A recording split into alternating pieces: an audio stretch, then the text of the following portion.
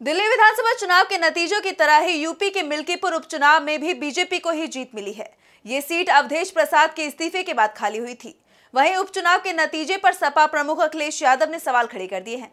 उन्होंने इस जीत को बीजेपी की घपलेबाजी करार दिया है। तो क्या है पूरी खबर, जानने के लिए देखिए रिपोर्ट। यूपी के मिल्कीपुर उपचुनाव में बीजेपी को जीत मिली ही। करीब 61,000 वोटों के अंदर से भाजपा प्रत्याशी चंद्रभानु पासवान ने समाजवादी पार्टी के उम्मीदवार अजीत प्रसाद को हराया, जहां बीजेपी के चंद्रभानु पासवान को 1,45,893 वोट मिले, तो वहीं सपा प्रत्याशी को 84,254 वोट मिले।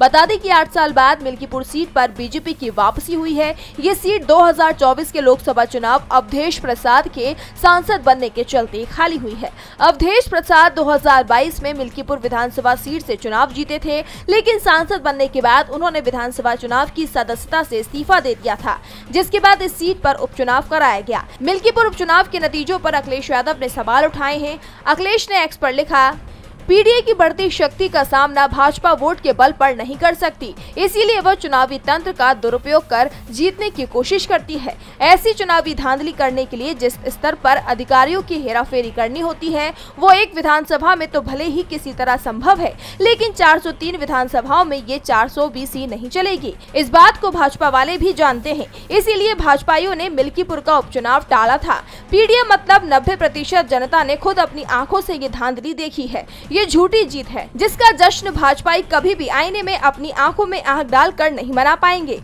उनका अपराध बोध और भविष्य में हार का डर उनकी नींद उड़ा देगा।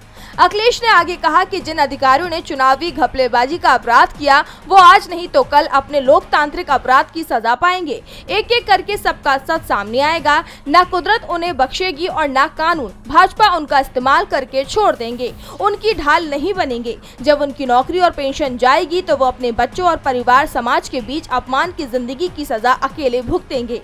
DB लाइव की रिपोर्ट।